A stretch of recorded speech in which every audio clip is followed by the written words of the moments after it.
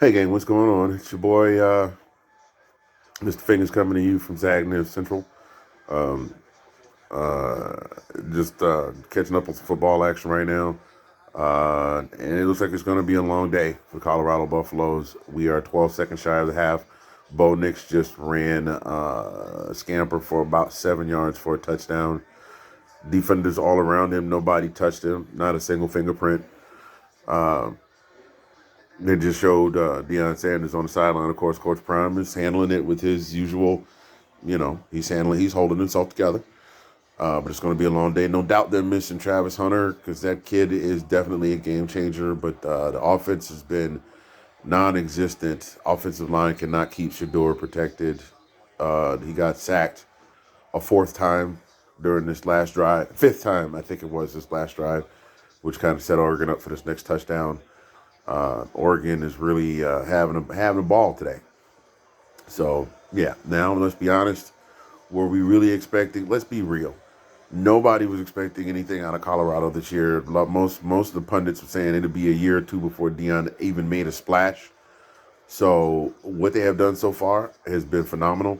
And we know that Oregon is a team that has been in the running or close to somewhere in the top of the Pac-12 for the last several seasons, especially with the addition of Bo Nix, who, by the way, I am very happy to see is flourishing at Oregon because just Auburn, we used to talk about that. Auburn was not the program for him.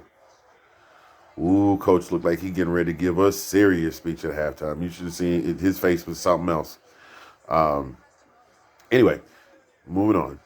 Um, and Dan Lanning was the engineer behind that phenomenal defense of the 2021 Georgia Bulldogs, the one that allowed like 5 points or 6 points per game. I forgot what the average is now, but their opponents only averaged like 6 points per game the entire season, including the national championship.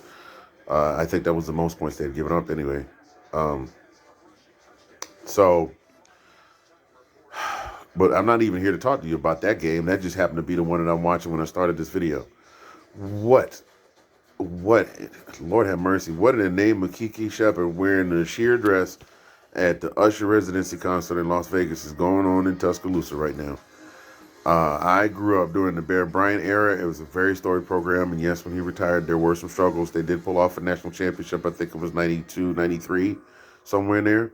But for the rest of that time, it was a monster of a struggle, a monster of a struggle. And then Saban comes over from LSU on the heels of winning the national championship.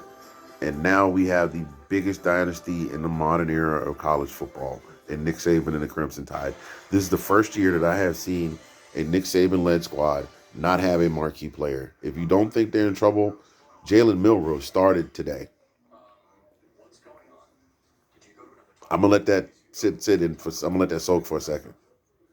Jalen Milroe, the same kid that was benched last week, and they started two other quarterbacks in his place, and they could not generate anything.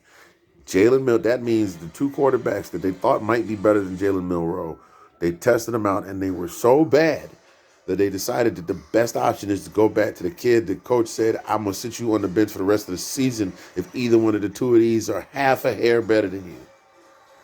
The score right now is 6-7 in favor of Ole Miss. I'm going to say this. I'm not dogging Lane Kiffin. I like Lane Kiffin. He's got chutzpah, really big cojones for those of y'all that don't know what chutzpah means. Um, the guy's got moxie, whatever you want to call it. Anyway, AC/DC wrote a song. I'm not gonna say what it is because I don't want YouTube censoring this video, but look it up. I like Lane Kiffin. He's a guy that knows how to draw attention to his games. He says things like "Don't forget your popcorn," that kind of stuff. Before they go out and they get the field, the field wipe with him. But he's had a good program there during the time he's been there, and they've always been a step or two, a little piece or something away from becoming a better team and turning the corner. But Lane Kiffin has not ever been a good enough coach to be considered on the same tier with Nick Saban. And right now, Lane Kiffin is giving Nick Saban and the boys everything they can handle and then some. If anything, it's a testament to what Alabama has been able to do with the program, that the game is not farther out of hand. I'm not saying that Alabama is really bad. It's just Alabama is really bad in comparison to the Alabama of 2 years ago that contended for the national championship. And the Alabama of, now I know most of the players are gone, but the Alabama of 2017 that won the national championship, and the Alabama that won the SEC championship the following year. I don't recognize this Alabama. So those of you that are watching this and are in the comments, you guys give me your thoughts. What do you think it is that is, what in the entire hell is going on in Tuscaloosa right now? Because I am puzzled. I am befuddled. I am bewildered. That's 4 or 5 of my $175 SAT words for the day. So let me know in the comments, what do you think it is going on over in Tuscaloosa? I don't know. And as far as Colorado is concerned, I'm not mad at this. I expected this to happen at some point. I mean, if it didn't happen today, if they managed to figure out a way to shock Oregon today, they're still next week. They got a USC lined up with last year's Heisman Trophy winner. So everybody calm down. Deion has made a big splash. Colorado still has a way to go to turn the corner, but they made huge strides in just one season.